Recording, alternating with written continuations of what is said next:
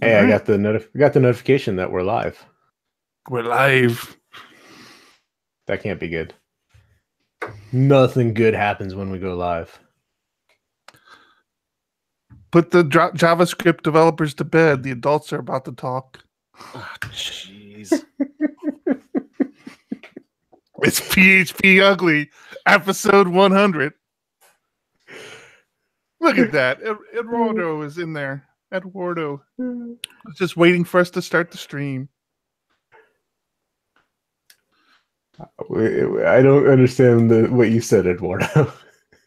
I don't get what you're saying, Eduardo. He doesn't know either, so it's all good. Perfect. I was going to say, hi, we've got a new #1 fan. Well, Eduardo, nice to meet you too, buddy. Yeah, I think he meant something other than happen.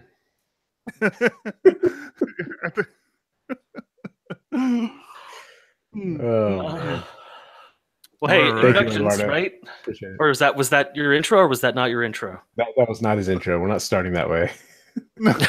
Okay, thanks.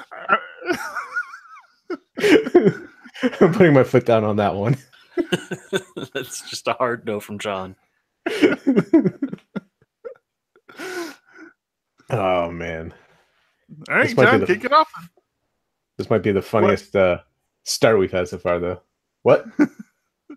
Are you kicking it off, or are we going with that? I say we go with that. I say we don't go with that. What? You did not. Okay, then go, John, go. Go. Alrighty. Jeez. Welcome to PHP Ugly episode 100. I'm John Congdon, and with me, as always, is Eric Van Johnson. Hey, Eric. Hello. And Tom Rideout. Hey, happy 100. How's it going, guys? 100. Happy 100. Man, I feel so old. It's because we are. Eric, I do it every week. Do you like the van when I say Eric Van Johnson? I do. I do like I the like van. it. It's a funny story actually, because my father worked for the government, and he was always very official at filling out forms. And he was like one of the only parents that ever filled out the middle name.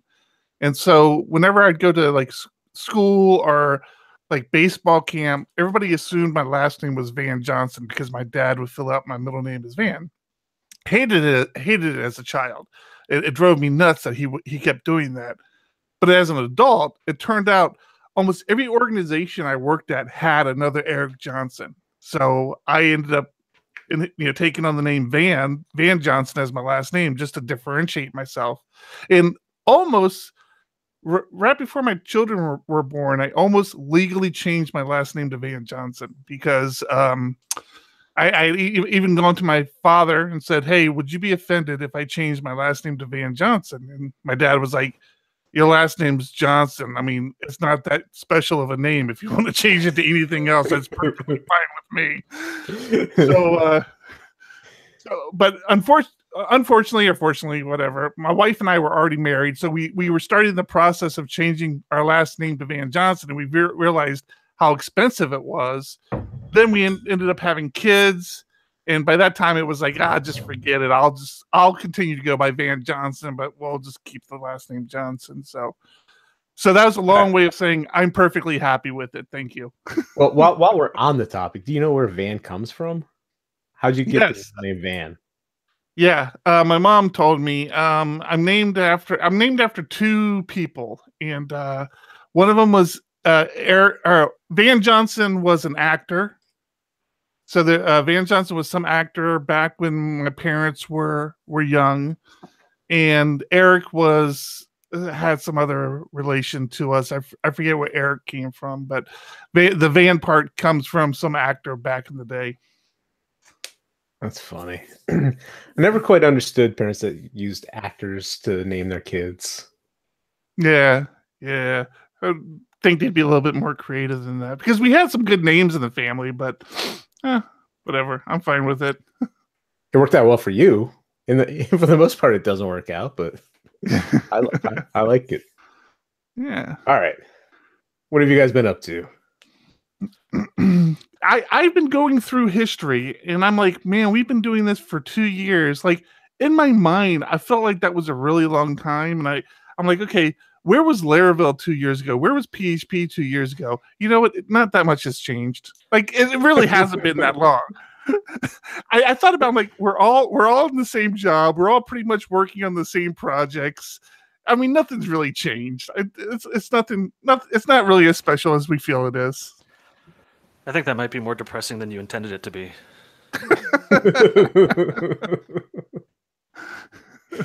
He's got a point. For once, I agree with Thomas. It doesn't happen often, right? I'm prepping for my trip. I'm leaving on Sunday morning, and I'm super excited in the constant panic attack kind of way, which is Hey, nice. you're coming back to San Diego for a little bit, huh? A little Yeah. vacation? Yeah. Back on the home turf. Yeah, we're trying to figure out what the plans are, and as far as I can tell, it's just get away from the kids. Oh, they're not coming with you? They are, but the grandparents both live. Well, all four grandparents live in San Diego, so there's going to be a lot of shifting of responsibility. How'd you get away from San Diego with all the grandparents here? It was really a stupid call. For that reason? For Yeah, that reason yeah. alone? Yeah, it was. Is there any chance you may come back? Is that a possibility? No. Oh, there was a pretty big pause there. I was going to say maybe. I got a new conspiracy theory for you, Eric. What's Thomas is this? coming back to look for property. There you go. Yeah. Yeah, I can afford property in San Diego. I know. We thought you were going to be here this week so we could record this episode live.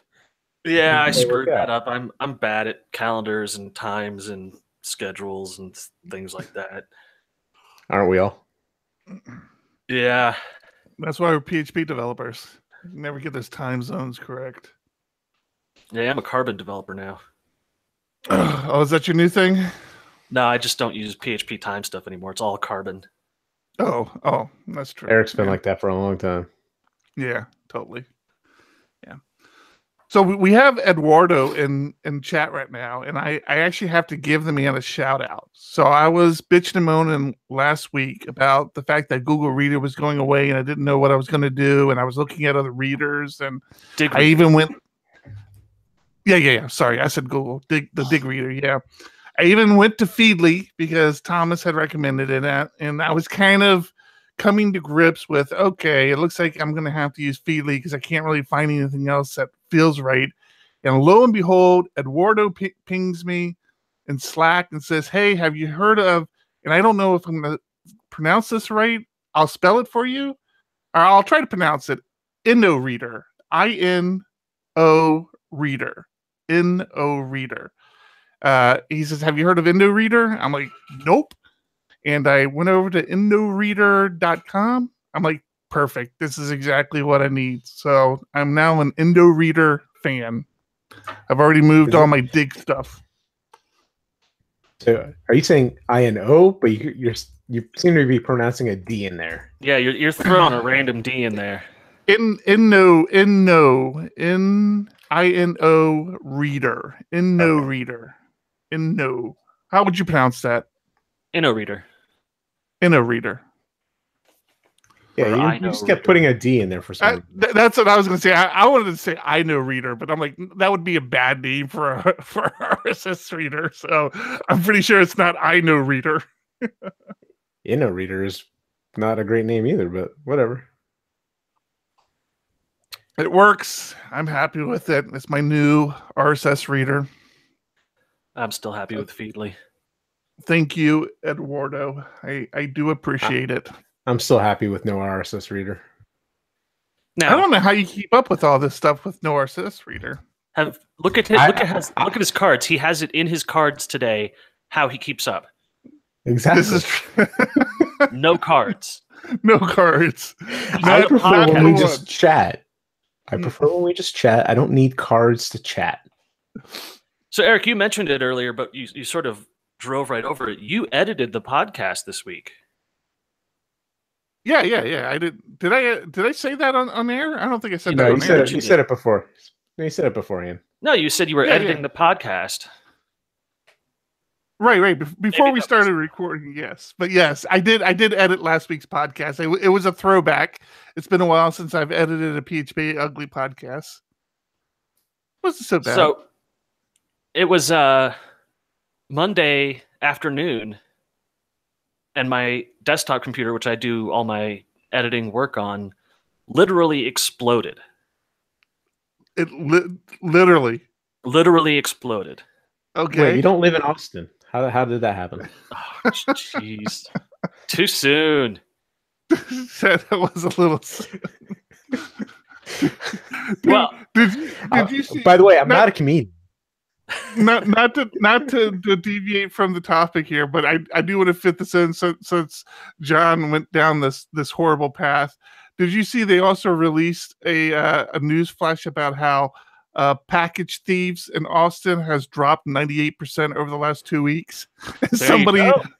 Somebody replied, "Gee, I wonder why." Yeah, it was this week's edition of No Shit Sherlock.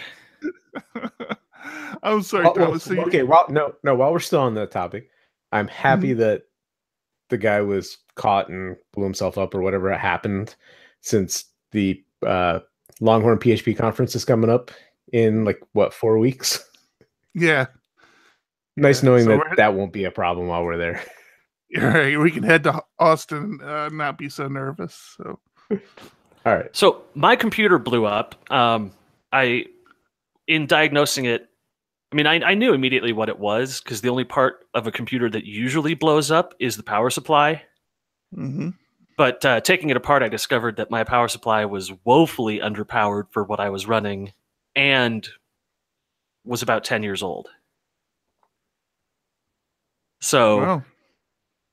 It let all the magic smoke out, and permanently emotionally scarred one of my cats, who is now afraid of computers altogether. But it was scary. I mean, it was 5 or 6 very loud bangs. Capacitors don't go out weakly. They go out like an M80. And sitting at my desk, calmly watching YouTube, sudden explosions were very uncomfortable. But I managed to go out to Best Buy and pick up a replacement power supply and have it back up and running the same day. There you go. So you could have edited that whole time. I just didn't mention that part. Well, I mentioned it on the Slack channel and you didn't notice, so I figured you already had it handled. No, I tune out about 1:15 every day. And, I'm pretty much done at that point. See, I remember building machines when I was 10, and then I grew up and was able to buy machines and don't need to build them anymore. Yeah, and for some reason you choose to buy Macs. So your story reminds me. Your story reminds me of when I was younger, like 17, 18 years old, and I for a brief moment thought I was going to make a living installing car stereos, and I installed a car stereo in my Suzuki Samurai. And I'm driving to work one day, and my wife just says, "Hey, what's that smoke?" And all of a sudden, my car stereo is sparking. I mean, I'm doing 60 miles an hour on the Beltway in DC, and I look down and these sparks are coming out the back of my car stereo. I'm like, yeah, I did something wrong there.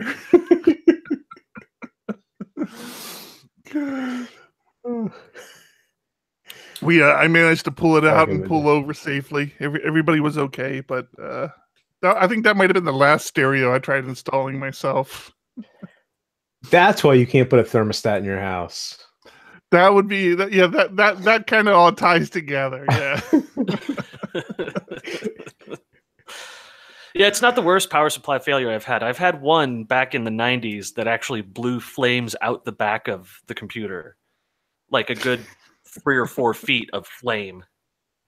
But then, that's the good old days when there wasn't a regulatory board for power supplies and computers.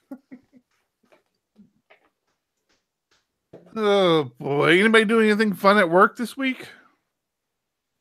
I did want to mention last week I brought up Build Kite and Ghost Inspector. And Eric and I were talking this morning, and he didn't quite understand one of the things I was talking about. And the thing that we liked about Build Kite for this client is their setup is very legacy, right? And they still use a shared database for most of the most of their development machines. Build Kite makes it nice where they put an agent on the server, and it's a nice intermediary step to getting a full build process. And I think that was lacking last episode. It was a start there, and then you could do a full build in a container or another VM where you're building it from scratch. Yeah, I did give that. I did start down the path of Ghost Inspector for another one of our clients who, again, has a bunch of legacy, and that's what brought this full circle for us. Because as I was kind of configuring it for this other client with legacy code, the whole Build Kite piece started to make sense to me. Like I wasn't understanding why John felt like it was such an important part of that workflow that he was describing last week. And I'm like, and then of course today I'm like, all right, now it makes sense. Now I see why you have to have this and that. But yeah, I'm liking the Ghost Inspector. I think we built some tests for another client, and I think we're gonna look at using it. It's a good kind of middle point from having actual tests written in code and making sure like just some of the basic UI stuff works. And the really nice thing about it, is for the tests that we built for this other client, we actually had the sales guys build the test. So the developers, which really made a lot of sense when I thought about it, because developers would have built the test how a developer thinks. But I reached out to the salesperson. I'm like, hey, here's the tool. It's very easy to record your actions. Go through a couple of scenarios and build some tests for us. And the sales guy had like 3 tests built in like 15 minutes. And I'm like, that's perfect. So nice. So I want to jump into something. Well, unless John, do you have? Nope. Go for it. That was your week, Eric. What do you have this week? No, that was pretty much me talking that whole time. So all right. we got to talk about the thing that people are so over talking about right now. Okay. The Uber killed a person. Okay, that headline doesn't really work there. Not exactly. Uber, the company, killed a person. This is dramatic headline. No. Well, okay. Yes. That's question 1. Dramatic headline. Who did kill that person? I think it was an unfortunate accident. I mean, I think. Have you seen the video from the car, the dash cam? I have. Right. So that person was getting hit regardless. Absolutely. Right. So it was so the big thing, the piece you're leaving out is this was a self-driving Uber car. It wasn't just an Uber car. It was self-driving. Now there was a co-pilot in the driver's seat. But again, if you see the video, the person almost just appears in front of the car. I mean, it's a dark road. They're crossing in a black area of the road. There's like hardly any lights, and it was facing the wrong way, walking a bicycle, not at a crosswalk. It was a very tragic accident, and the fact that the fact that it was a self-driving car, I think made very little difference in that scenario. I think that scenario wouldn't have played out any differently had a normal person been driving. But there was a normal person in the car. They couldn't avoid it either.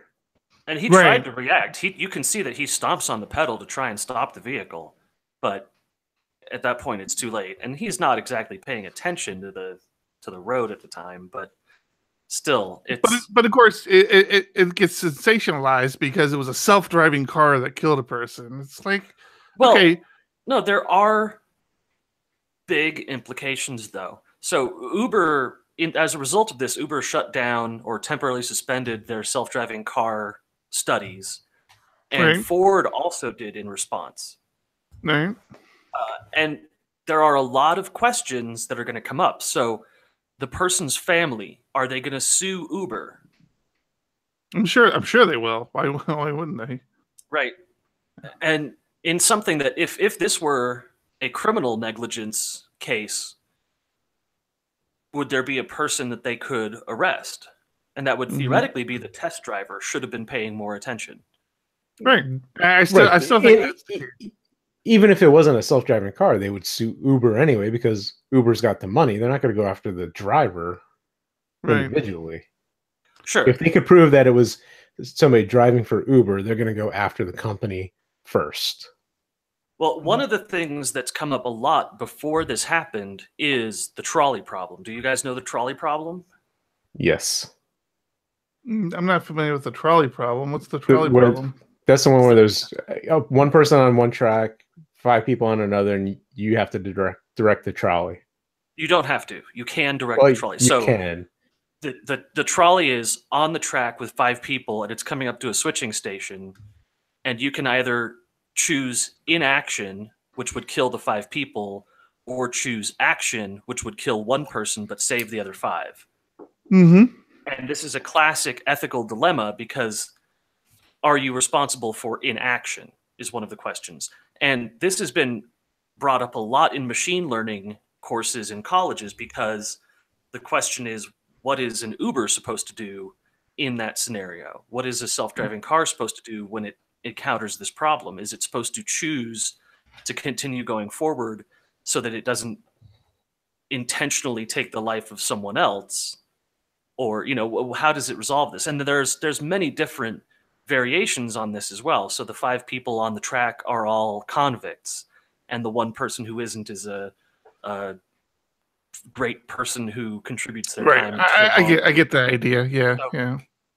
And this kind of thing has never been tested on how does a car make this decision. So yeah, we have the video footage, but we don't have the logic path that the car took before it hit the woman. So it could be absolutely possible that it decided to hit the woman to save the person in the car.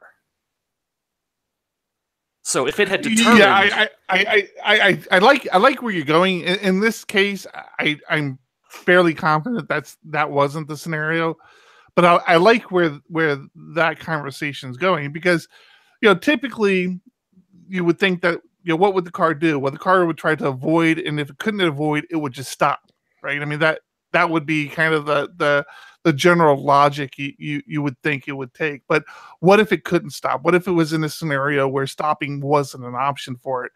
How does that play out? Again, I don't think it applies to this because if you saw the road was pretty much empty, this person just appears out of nowhere. The car could have stopped. The car could have easily swerved and missed them had it seen and processed the fact that there was a person there.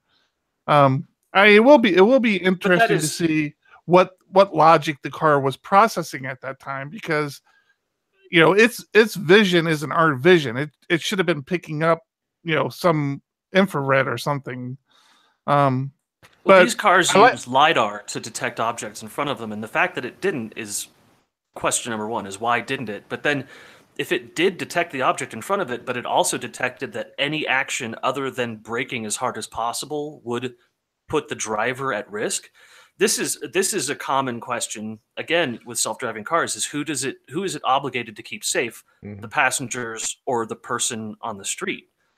Right. Actually, on the Today Show, they actually had a whole segment on that, like having some sort of dial in the car to protect outside life or protect my own life.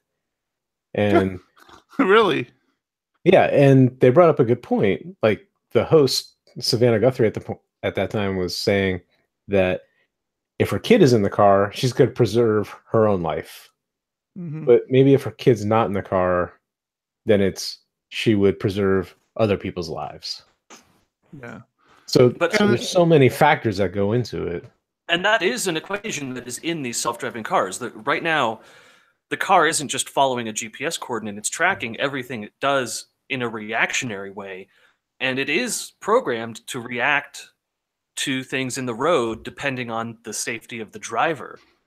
And the question in this case is, did it hit the woman on purpose because that was the safest way to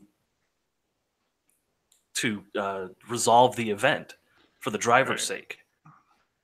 Right, and again, I think it can still be applied to if it was a person driving and you felt that there was no option, you had no option, and unfortunately you had to hit this person. I mean, it's kind of the same concept, and again, we get back to the conversation of how many accidents have occurred with self-driving cars versus non-self-driving cars within these same parameters, and is it really exponentially safer with self-driving cars where we accept these incidents when they happen and just say this is unfortunate, we're gonna do some diagnostics to it, but ideally we're going to get to a stage, and I totally understand why Uber and Ford reacted the way they did in saying, okay, shut everything down. Let's figure out what went wrong. But ideally, we're going to get to a scenario where when an accident like this happens, that won't be the reaction. It'll be, that's unfortunate. Let's examine, but keep everything else moving forward. Sure, but is there going to be a legal precedence where they basically download the data logs and decide fault from a collection of data? I mean, I could totally see that. I mean, why wouldn't we? I could easily see a future where if somebody gets hit by a self-driving car, they simply pull up the logs that say all the sensors were functional and then blame the pedestrian. And now you've got a person who thinks that they are in the right, but the system has denied them any kind of due process because they're analyzing such a massive amount of data. Tom goes doom and gloom, boy. I mean, that guy has no other option but to go doom and gloom. It's not doom and gloom. We were talking. If this person's family sues Uber, then it's going to set a legal precedence that doesn't put blame on a person but on technology. But once that technology, but if they can prove that person was crossing in the wrong section of the road, they're not at a crosswalk, they're somewhere they shouldn't be. Isn't that also a good case for Uber? I mean, and I think Tom is right in the sense that this can help set precedents, but I think what that precedence is going to be is how evidence is gathered. I mean, you can't just take the word of a company's car that could in theory be tampered with and say, okay, this is the truth. So yes, where I think you're correct, I think some precedents could be set in this case, but I think that precedence is going to be, okay, how do we handle evidence collection in these scenarios moving forward? So I am a little bit more optimistic than you are, Thomas, where you're say. Yeah. But I agree. I mean, these are questions that are going to have to be answered, and we're going to have to decide what these processes are, because this isn't changing. This isn't going away. Now, the good news is, the way I feel about it is, we're like in beta version of this whole self-driving car. I mean, ideally, we're going to get to the stage where there's so many of these things on the road, and they're all communicating with each other. And a car that's 20 feet in front of this car says, hey, I'm passing a bike on my right-hand side that has a 80% probability of being in your path when you get behind me. Be aware. I think eventually these cars will start communicating with each other and even become safer. Or driving down the freeway and one car kind of announces to the cars around it, I need to get to the next exit. Help me get over 3 lanes in the next quarter of a mile. and all the other cars start to automatically position themselves so this one car can get over. I mean, this Talking about an technology. internet of cars. We're just at the birth of this whole thing. I mean, and it's pretty impressive where it's at already. I think 1 year, 2 year, 5 years down the road, it's going to be on a whole nother level, as long as it doesn't get held up by things like this. Well, both Ford and Uber have their timeline for production automated vehicles as 2020. So I totally believe it. Yeah, I mean, the Teslas are almost there, right? I mean, they're kind of Teslas are there, but they've shifted the liability by saying, "Don't press this button." Yeah, there is a self-driving mode on the Tesla. Yeah, there's a self-driving mode on the Tesla that you can enable, but when you do, it says you accept all liability. The car is not liable. I swear to God, you're signing a contract by doing this. Don't do this. Oh, I don't think that's going to change, especially if you own the vehicle. I mean, I get this thing on my car now. Every time I start the car up, it gives me a warning of GPS. I say, just so you know, don't use this when you're using GPS. Just pay attention to the road. Don't look at this. Absolutely. And that warning comes up on my system every time I start my car. Well, I think that sort of thing won't change. I think it was important. I think it's important to bring up in our podcast because I see so many fluff pieces that just cover the self-driving car kills pedestrian. But there are a lot of for developers, there are a lot of implications in this that affect us very directly. Decisions that we have to make as to behavior of things we program and whether or not it makes a decision that affects life negatively or positively. Yeah, we've actually helped members of SDPHP that were in military contracting, so they're writing code for military purposes, that said, "Hey, I want to get out of this. Can you help me find a job out of the what they call the baby killing sector?" So, luckily, we've been able to help those people find jobs and get them out of that. So, yep. Well, that's fun stuff. Way to bring it down, John. Yeah, that's what I'm here for. So, before we move on too far, you brought up the trolley problem. Have you actually seen Mindfield? That episode, I only got halfway through. Really? What's Mindfield? Mindfield is a show by the guy from Vsauce. Michael from Vsauce. And Mindfield is one of the YouTube Red series that they did. And the episode I'm talking about, they actually implemented this whole trolley problem. Yeah, in a terrifying way. So they put people in a situation where, I forget, they're interviewing for something and they get put in with a train conductor who is sitting in a building and he's responsible for switching this one train. And, they go in on green screen. They have 5 people on one track, workers that have headphones on. Have headphones on so that they can't hear the train supposedly. And on the other track, there's one worker and they're looking the opposite direction. Kidding me. And the train the not train conductor, but the person operating the switch has to step out for a phone call. And that person, the person on the show is like in this situation and they're like, "Oh my God, what do I do?" It's fascinating. Well, the first half of the episode was them discussing the legal implications of scarring some test subject emotionally for life. That's exactly what I was just thinking of. What do they do when they traumatize these individuals? So they came up with all sorts of tests to find, like they weeded out people that were susceptible to this traumatic issue. And so they tried finding the right candidates, but it was still fascinating to watch. Yeah, it's bizarro. So why'd you only get half of it? Why'd you stop at half? Out of curiosity. I had my own trolley problem with 3 children all fighting with each other simultaneously in my house. Yeah, well, that's one of the shows I really like. that's the scenario I always go through. It's like if there was a medical procedure that could be done that would kill one of my children but save like a million other people, would I do that? Like, would I allow one of my kids to be killed to save, a whole society or a whole civilization or something?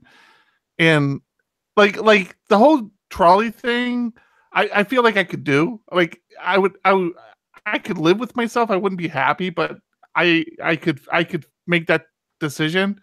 But like, if it was my kid, like if my kid was one of the people on the track, and there was like 50,000 people on the other track, well, it would be very difficult for me. I have a hard only Emily time works for David, right? Yes, I have twins, so I could technically lose one and be okay. But Yeah, you've got a copy, backup. That's just tells you the sysadmin I am, man. Even in creating children, I create backups, so I have redundancy everywhere. Built-in redundancy. I'm sure the kids would love to hear that. Yeah. And they turn 20 next week. Holy That's cow. a special episode. Not next week, Sunday. Sunday. My kids turn 20 on Sunday. My kids turn 20. I just said that out loud on Sunday. Yeah. You're not supposed to give out their birth date. Oh, well. I don't know what to do with myself. Yeah, you might want to bleep that out. Openly. You might want to bleep that out, Thomas. That's a good point. But yeah, I'm beside myself. I don't even know what to do. I mean, I don't know how did I become this man? How did I become this old person now with adult children? It's weird. It's a weird thing.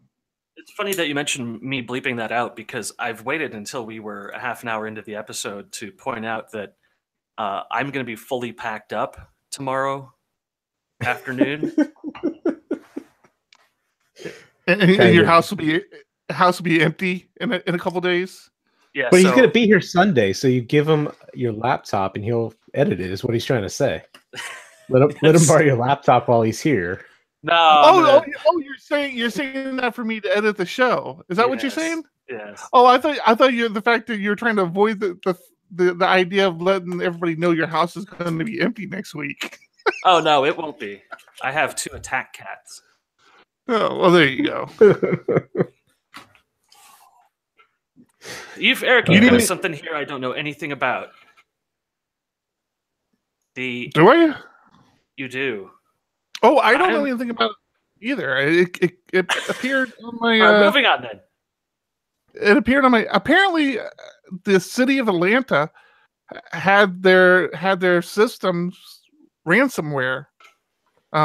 This just happened. From what I'm understanding, it just happened today. It's popping up all over my RSS feeds and in my Twitter feeds. But yeah, the city of Atlanta had some sort of ransomware situation, and it ain't looking good. But everybody and their mother is involved.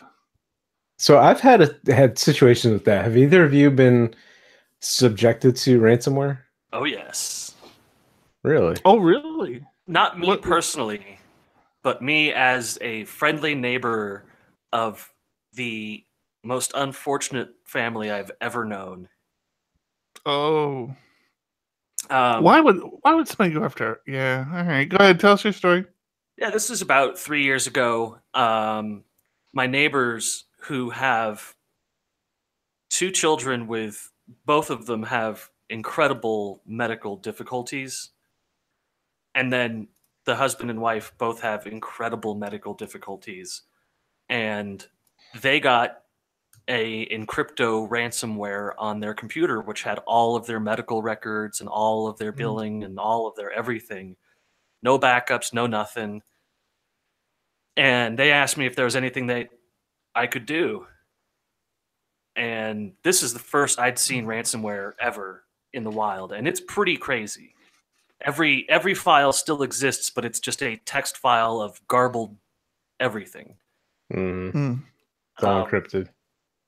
And when you try to open everything, every file, every extension is associated with opening up the browser and saying, here's how you get your stuff back. Mm-hmm. So I managed after 3 days of work to get a decryption key for their computer without having to pay the 50 Bitcoin or whatever it was. Really? Yeah. And I actually got all their stuff back, but it's nasty. I mean, it really works its way into your system. And it's, So what did you do to get the decryption key? so I already follow a lot of security people. And this was one of the first ransomware attacks that was really prevalent out there.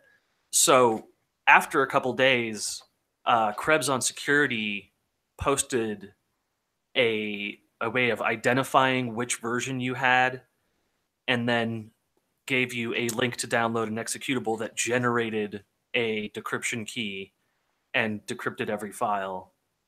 Wow. And yeah, it was fortunate that there's security researchers out there doing this work. But it's not that easy anymore.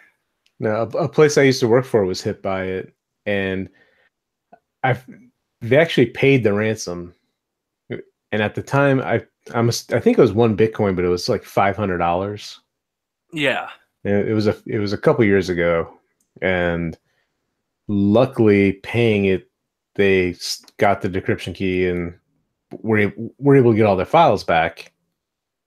But that's when they asked me about it, I'm like, I have no clue. Like, what if you pay them, then you don't get that? What if you're just giving them money?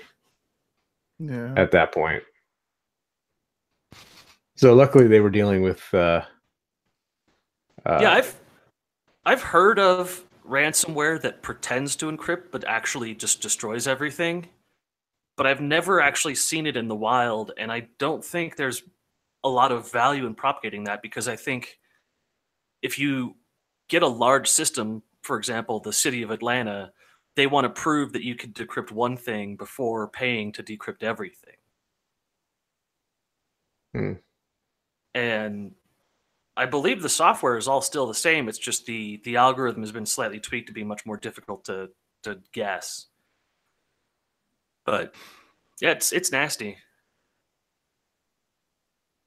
That'd be interesting, because I'm assuming they also want a big high profile case like that to show that the ransomware people will give you the decryption key so that other people will then pay to get that same data. Which is what happened in the most recent ransomware outbreak with the leak of the NSA tool set. There was a ransomware that used Blue Glass or Blue Tools or something like that. And the news openly covered the fact that if you paid them, you would get a decryption key, but the domains that were running had been shut down, so you couldn't pay them. And every once in a while, the domain would pop back up, someone would pay them and get their decryption key. And I knew a couple people who did pay to get their decryption key, but it's Wild West, man. Hey, Thomas, any new 3D printing stories?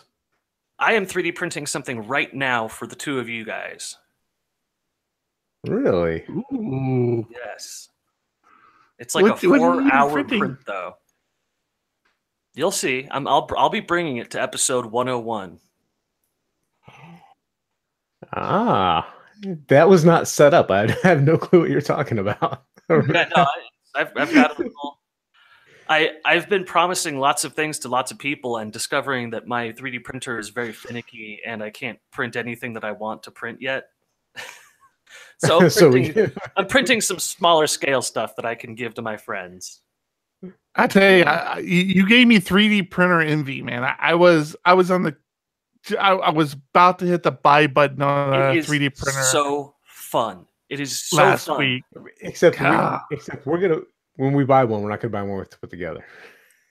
See, that's right. The problem. Yeah. No. Putting it together, doing that hand assembly is the fun part. It's the educational part. Sure, I agree, but it takes you keep telling me stuff that That's like not using a framework in PHP now, because you really understand the underlyings of the language. No, I'm going to use a framework for the foreseeable future, man. Yeah, understanding the steps of your motor and the E steps and the micro steps, understanding the Z-axis problems that you can have and the X and Y axis stuff. I'm sure it'd be helpful if I could build an engine too, but I can't. It's so fun. It is such a perfect hobby because it sits in a corner just waiting for your attention. And when you're bored, you put on music and play with it. No, I agree. Well, I do that anyway. Wait, what? No, when my kids are older. With a box printer, you don't get that fun. Somebody else got that. I was trying to just steamroll past it. When my kids are older, that'd be a blast to be able to build a printer with them. But at 3.5, that's not gonna be the case. It's so fun though. It's sitting in the corner, pulsating. How much money did you spend on me? How much money did you spend on me? But once you build one, you realize that you would never pay for a pre-built one, even as an upgrade. Sure, because you would just print your own upgrade. I used to build computers. I will never build another computer in my life either. Exactly. One of the most popular things that people 3D print is called the Hypercube, and it's a really high-end 3D printer for like $300. So you're gonna print me a 3D printer? Is that what you're printing us, Thomas? For $300? No. You only paid $200 for yours. Wait a second. That math doesn't work out. Exactly. That's the thing. Is if you know what you're doing. If you're a mechanic and you can build an engine from scratch, it's all about the appreciation. Engine. Sorry, you're not making any sense. All right. Moving on. John? What? Do you have a ledger? No. When I was trying to choose on a hardware wallet, it was between that and the Trezor, and I went Trezor. Which, now that you bring it up, did you see there's a firmware update to that? I just installed mine. Yeah, I installed mine today. Why do you ask, Thomas? We stepped on your story there, Thomas. What's up? No, you know what? I'm going to grab a beer. No! Nope. Step on my story. I'm going to grab a beer. Oh, my goodness. Don't grab a beer. Go, hurry up. Do like the rest of us do. Bring 2 to the table, and then you're good to go. Warm. I've been double fisting it all night here. Come on. Oh, man. Why do we put up with him? Amateur.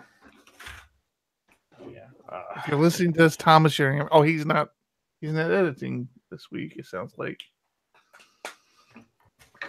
We need to record. Are we going to record tomorrow? Not on the air, but yes. Architect? Maybe. I'll put it out there. Probably not if I'm going to meet you for breakfast. I also had to check on the thing I'm 3D printing. Okay. Hey, did you want to finish your story? Because we did step on you. What? A 15-year-old self-taught British programmer has discovered a fatal defect in the Ledger Nano S. What?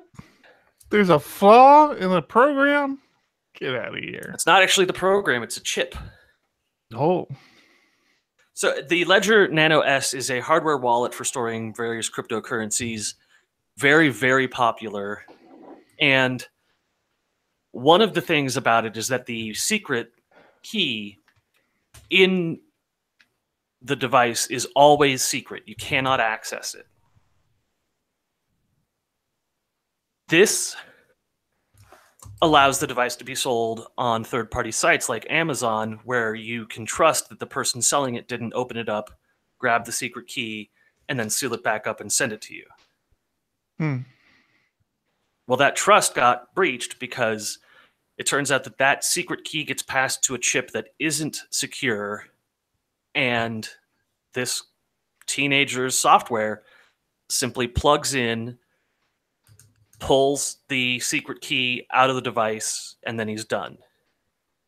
And I've seen a lot of stories before about young programmers and their so-called great technological advances that end up being debunked because it was just some attack that was old and well-known or something like that, and the media picked up on it. But in this case, some very high-level security researchers took a look at it and said, "Oh yeah, what he's doing is pretty innovative and efficient. That's very smart work." This is a pretty edge case. I mean, it's a very specific device and a very specific kind of specialty of cryptocurrency. Well, it's one of essentially two options. It's basically the Ledger Nano S or the Trezor. Right. So the thing about the Ledger was that you could sell it on Amazon because no one could get the secret key. But okay, so somebody gets the secret key and then sells it on Amazon. But that doesn't impact the person who's using it. They need to get that device. They need to physically get in contact with that device again. No, never again. No? Once you have the secret key, then you have everything you need to pull money off of the chain. Because remember, the key, the ledger just holds the secret key. That's all it's on it. So all the money itself is still on the chain. So if I have John's secret key, whether or not he's got a ledger or a piece of paper, I've got access to his balance. So the fact that you have that physical device is irrelevant then at that point. Right. All it is a key store. So why do I have this physical device then? I'm confused. Because when it's disconnected from the net, nobody has access to your secret key. Right. Your secret key lives in a chip that is very, very, very secure. Right. So if you have a computer and it's hacked, they got it. Okay. All right. So in this scenario, though, if I had a ledger that had been compromised and then sold to me on Amazon, the fact that I have the physical ledger, in a safe here in my house would be irrelevant. Right. Right. Exactly. Because even the owner of the ledger device can't get the secret key. It's all done automatically through a processor on board the chip that you have to authenticate through. Yeah. The secret key is never residing on the computer that it's on. It's never residing on the network or on a hard drive. It's only ever on this one device. And when you transfer something to it, then you're saying, I'm putting money in this vault where the only place this secret key exists is on this drive. And the fact that somebody else has the secret key means that they can reach into the ledger and say, okay, I'm now this device. Give me this money. Right. Yep. They can impersonate you immediately. Wow. So maybe I missed this. The person has to have access to the ledger device? Requires physical access to the ledger device, but it discloses the secret key. I just said that. You said that wasn't the case. No. Initially has access to the physical device. Oh, initially. Okay. Yeah. Once they have the secret key, it's completely done.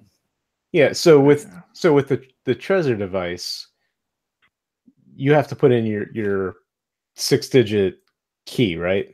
Or passcode to unlock it. They're bypassing your code to get the secret key.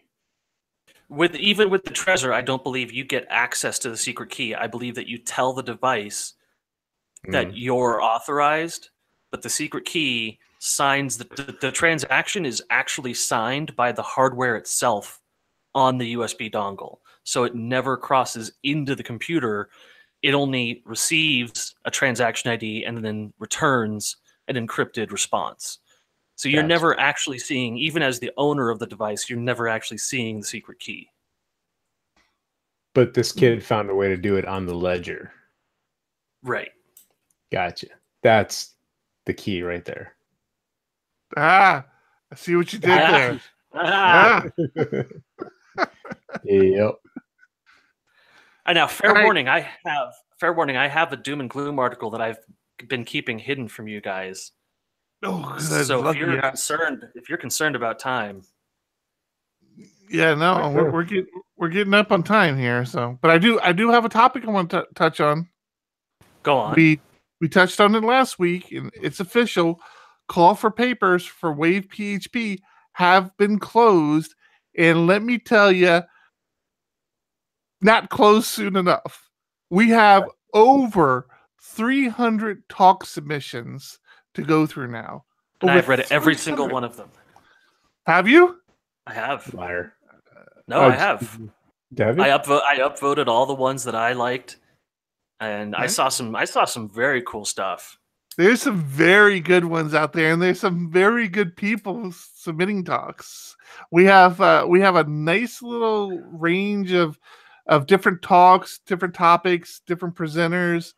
A lot of international people that seem to want you to pay to fly them to San Diego. Yeah, that's going to be a disappointing conversation. John and I haven't really talked about how we're going to approach it. If we're going to offer a travel allowance and see if we get anybody willing to accept the travel allowance, but unfortunately, there are a lot of good talks from people. There was a lot coming from Europe. There were a couple from, I think, South America or Mexico, and there was like a few from Canada, and even Canada is a very expensive flight into the U.S. I'm actually flying up to Vancouver the beginning of May. We have a developer up in Vancouver. I have some friends up in Vancouver. The guys over at Laravel Slack are up there, or one of the guys are up there, and a few other people. So I'm gonna go up there and go to one of their meetups up there, or their PHP meetups. But it's expensive. I mean, even though it's all North America and it's all physically connected, the fact that you're crossing an international line there really jacks up the price of flights. So now, I don't know. I received an email that I found very interesting. I want you guys to see this. I pasted this in our Slack channel. Go ahead and pop this link open and tell me if any of these talk titles seem familiar to you. Oh yeah, no. So you got to keep in mind we're going to Lone Star. Go to Lone Star's website and look at the talks there in the presenters there, and a lot of that will sound familiar as well. Yeah, I was really surprised. That's what speakers do. They submit to all the conferences trying to get accepted.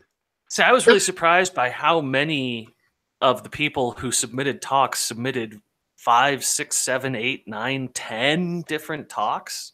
Yeah.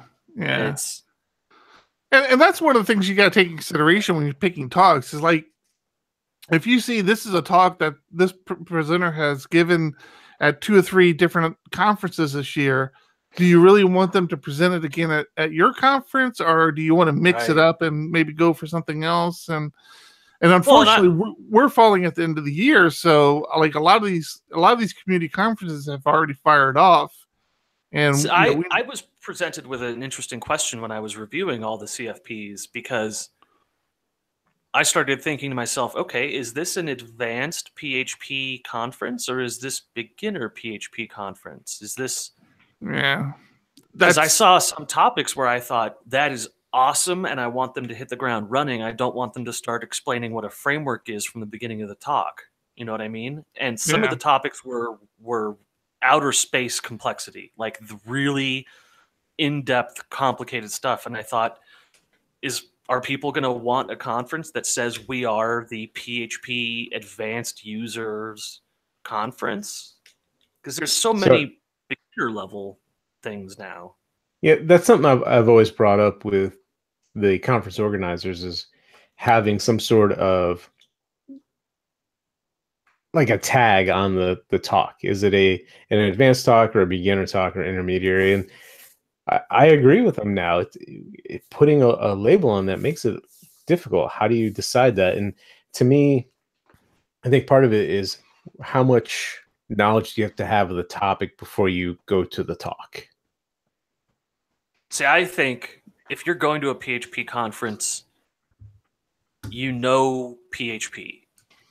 Yeah, but of that specific topic, like what makes it an advanced topic versus an intermediary topic or a beginner topic? So to me, a beginner is you have to have no prior knowledge of what I'm about to talk about. I'm going to give you like how to install Composer. Where an advanced talk is, you have to know what Composer is. We don't want 4 of those talks. Right. So it's hard to define what that range is.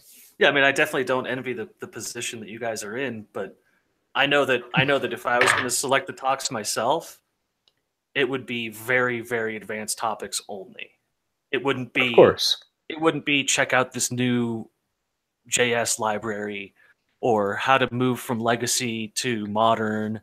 I saw several talks that were about upgrading your legacy code base, and it's like that's a meetup conversation. That's not a well, but yes and no. So I agree, and that's part of the problem I've had going to PHP conferences in the past is having the knowledge, and then you end up in a talk, and it's like, well, shit, I really already know this. I thought they were going to go in more in depth, and that's why I want the tag of this is a beginner or an advanced topic. But even I keep going back to that. That's still a range, and how do you know what that is? Yeah, now, John, you do know in our CFPs that there is that tag when the presenter submits. Yeah, right? but it's how do you display that to when we actually put the schedule up and we right. That's where it gets more complicated. Yeah. Yeah, it's gonna be a tough road, man. I'm looking at these talks. I'm looking at the people that present. I mean, we got close to 100 just individuals. We ended up just north of 90 individuals who submitted talks, and it's just like that's so many people. There's the part of me where I'm like I'm honored that many people submitted. Then there's the reality comes in of they probably submit to everything, so I'm nothing special. And it's funny because we brought it up as a conversation with our little internal Diego Dev group. Is like you're almost tempted to say before you can submit a paper, before you can submit a talk, you have to buy a ticket to the conference. Then if you're selected, we'll refund you your conference ticket and fly you out, of course, and give you hotels. Because like part of me is like, I really only want to select people who are actually interested in coming to this conference. And it's hard to make that determination of people who just submit and say, yeah, I'll go to the conference if somebody, pays my way and all that, that's great. But I'm really like, I want to try to find the people that say, no, I'm coming to the conference. If I can present and not have to buy anything, that's even better. That's why I submitted for a couple of years after I went to my first PHP conference. Oh, really? I started submitting. You would buy a ticket? No, I was submitting so that I could go to the conference without buying a ticket or buying a flight. Yeah. It was a lot. And again, I appreciate, it's just, it would be more meaningful to me to like, again, to kind of even submit a paper, you have to buy a ticket. And, it's funny. I should look into this. Yeah, you laugh. It'd be the first conference like that, I think. No. It wouldn't. Well, it wouldn't, because I found out. Now I don't know how true this is because I have never looked into other conferences, but I had a friend of mine tell me once, and this was a Ruby developer. When I was talking to him about conferences, and I'm like, yeah, I wish I could be selected as a speaker because then they pay for everything. And he was like, what are you talking about? I'm like, yeah, you get selected. They pay for your flight. They pay for your ticket to the conference. And according to him, and according to a couple of other people I've spoken to since, that seems to be unique to PHP conferences. I've heard that in just about any other conference, unless you're like a keynote presenter, you're still paying for your flights, your hotels at minimum. And sometimes you're still paying for a ticket to the conference. at usually a reduced rate. But I don't have a lot of facts, and I find it a little hard to believe because everybody, like the ones who tell me this, are always like flabbergasted. Like, what are you talking about? Who would ever run a conference like that? How would you ever make money? I'm like, no, this is pretty common. And they were like, no, that's not common at all. But I find it hard to believe that so many other people are not doing it that way. And we in the PHP community have been doing it that way. And like that information has never crossed over. And somebody in the PHP community hasn't said, oh, wait a minute, we should stop doing this. It probably has just been shot down a billion times. That's true. That might be true. Everyone knows PHP is awful. Somebody's tried it and there was no submissions. Yeah, and that's the thing. Is like, yeah, you know, when the guys are talking, they're like, yeah, no, that's a great idea. You should do it. I'm like, yeah, no, we're not going to be the first ones to do it. Are you crazy? Yeah, we'll leave that to Fabian Potencier and his highfalutin companies. That's right. Yeah. As long as Symphony's in, like Laravel, as long as the bigwigs are doing it this way, you've got to do it that way. All right, you guys ready for Doom and Gloom? Because this one is going to blow your minds. Is it in any way related to my Facebook ticket? Because I want to talk. No. Okay, let's talk about that real fast. We're running out of time. What are your guys' opinions on Facebook? The situation with Facebook. So I heard a story on NPR about it. Like I know that you're talking about the fact that this one company was able to get the private information of 50 million people, and so that's one part of it. Yeah, for sure. So that goes back to this whole like people voluntarily taking quizzes and saying you have access to my friends list. No, I don't know. I didn't see what private information they got. So that's not the problem. What's the problem? The app was initially authorized to 250,000 users who took a quiz that was generated by a university. So we're looking at actually a 250 question quiz, a real like study type behavior. With that information, they psychologically profiled all of the people who took the study. The issue at hand here is that the permissions on the app were so loose that it allowed the app to access posts and behaviors of friends of the people who took the study. So they ended up creating a neural net of, if you're this kind of person, you have friends like this as well, and so they are also susceptible to the same techniques. If I'm taking maybe I missed this part of the story. If I am taking the quiz, how do I give that app access to my friends' posts? I often see it where no, it's not even a checkbox. It's just okay. Let me finish. When I go to log in with my Facebook account, it often says you have access to my email, my friends list, and my posts. That's only about 3 years old. This app was in 2006, and the issue is that once you authorize an application with a certain level of permission to your Facebook feed, it just stays that way forever. So a quiz that you took 10 years ago on Facebook still has access unless you go into your Facebook apps and block it. Oh, so it has access to my feed. That's the difference. Right. Not necessarily my friends, but they have access to my feed, and from that they're able to see who my friends are. Well, this was and a what they're looser posting. time where it did allow access to your friends. No, not to my friends' posts. They got to my friends' posts through my feed. It's not entirely clear. That's where I keep getting lost at. So now that I'm speaking it out loud, if the app I can give access to my feed.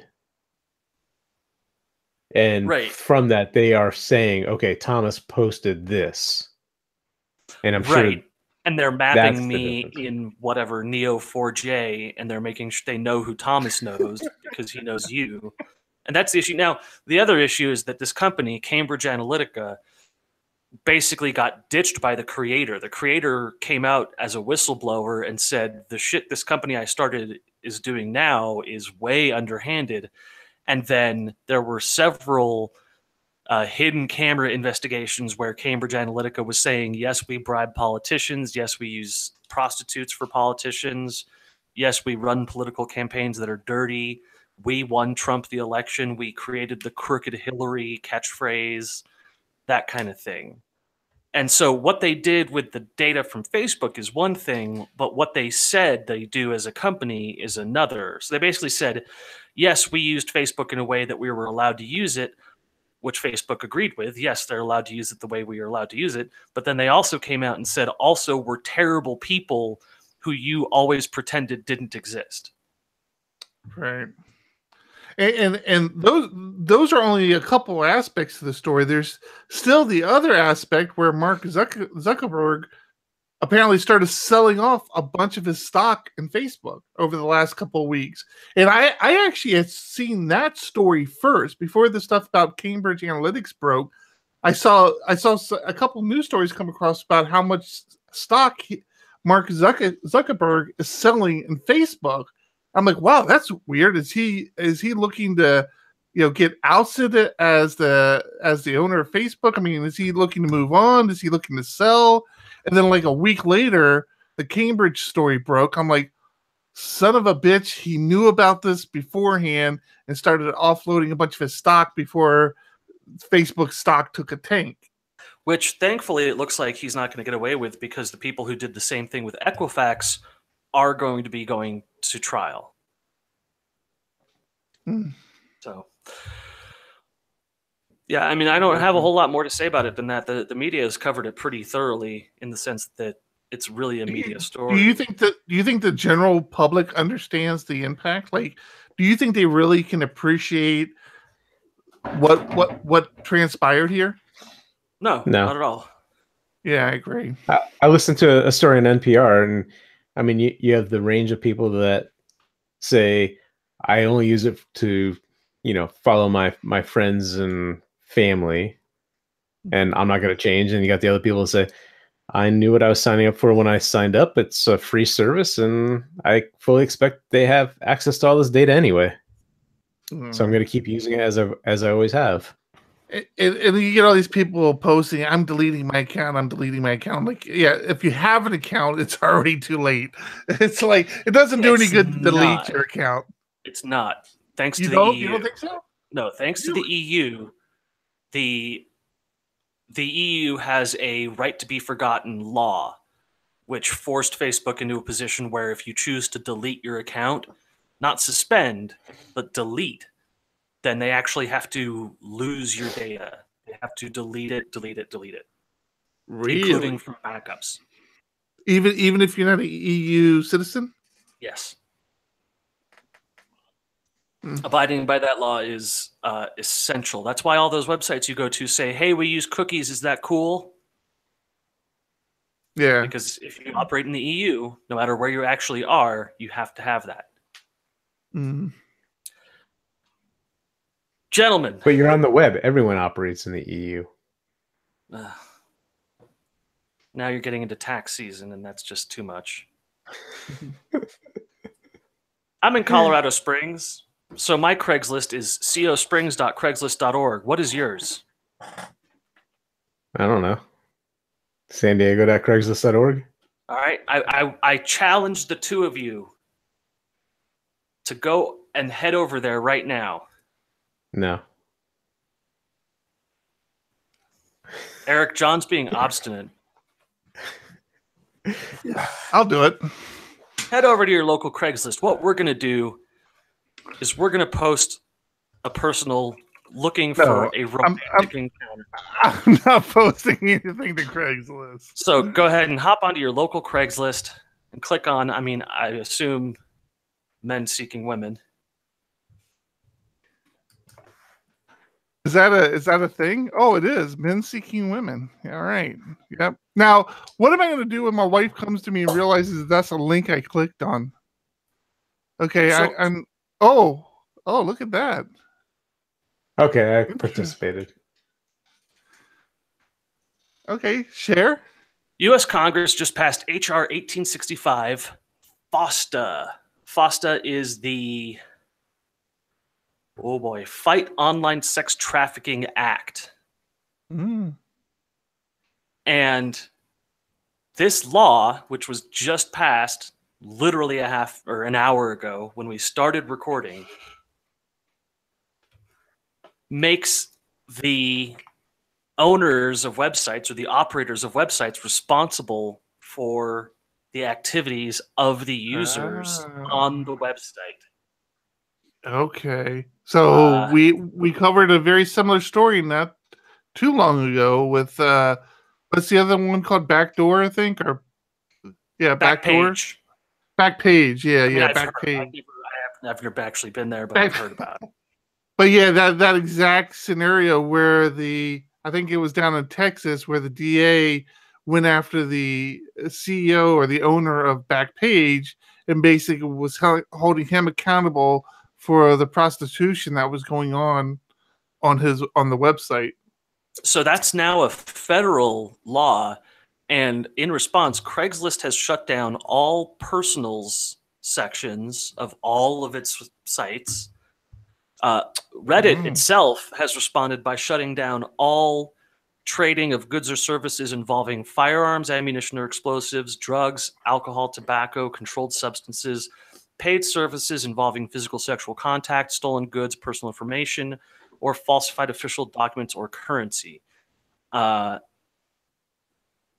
the whole safe haven of the internet concept is basically being shut down in mass.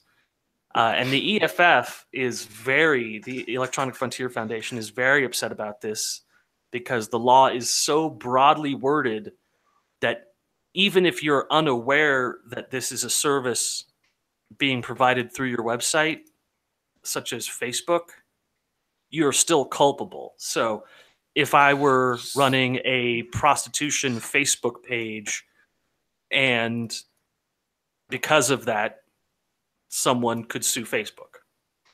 So how are these dating sites dealing with this? Because I mean, couldn't they potentially fall into the same kind of scenario? Like I said, this is literally hours old information. And my guess is that over the next week, you're going to start seeing dating sites take a very active stance on this. What's a popular dating site? eHarmony, right? I wouldn't know, but eHarmony, Plenty of Fish, OkCupid, Plenty of Fish. Match. That's a good one. Match. I don't see anything. I doubt they will be updated today, but I can almost guarantee that there will be a comment on this tomorrow. What's that one that was advertising Farmer's Date or something? Oh, yeah. I think it was Farmers Only, right? Farmers Only. Farmers Only, yeah. Only. Yeah. What was the one with cheating on your wife? What was that one called? Ashley Madison. What, the one I used to work for? Yeah. Really? You worked for Ashley Madison? No, I worked for LonelyCheatingWives.com. Oh. I mean, it's just like really direct what it is. Yeah. You forgot the inflection that they put on there. .com. They never put an inflection. It was just LonelyCheatingWives.com. No, Farmers Only he's talking about. Actually, I was talking about Yahoo. I was trying to be funny. It didn't work. I failed. So there's not a lot of information out about this yet. It's a huge, huge bill. It's going to need a lot of analysis to understand the implications for everything. But and the reality of it is, people are going to find workarounds to it. This is, I mean, I don't know. That's the truth of it. Yeah, people will find workarounds. It's how we function as a society. We adapt. One of the big concerns that the EFF has is that pages that accept content openly, such as Wikipedia, are also culpable under this rule. Yeah, it sounds pretty broad. They describe it as a Frankenstein bill that is the worst of both worlds. Mm. So keep your eyes out for this. It's going to be a big deal, and oddly enough, it would be a big deal for me probably if I were working the next week and a half, but I'm not.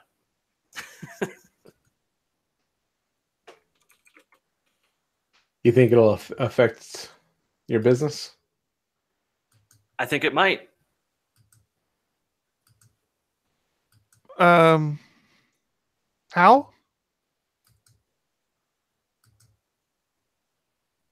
You guys don't sell services where you. I mean, there's no we sell chat services. Okay. Yeah. See, it's so broadly worded that we have to worry about it. Mm-hmm. Yeah, that would be Do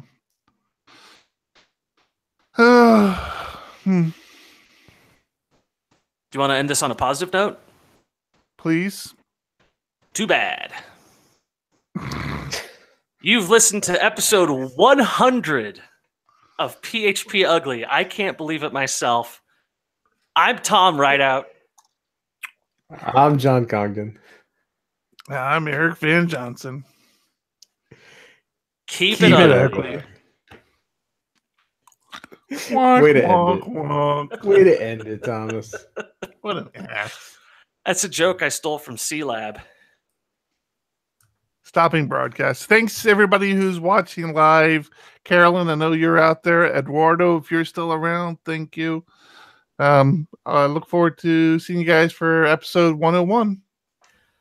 Yeah, it's going to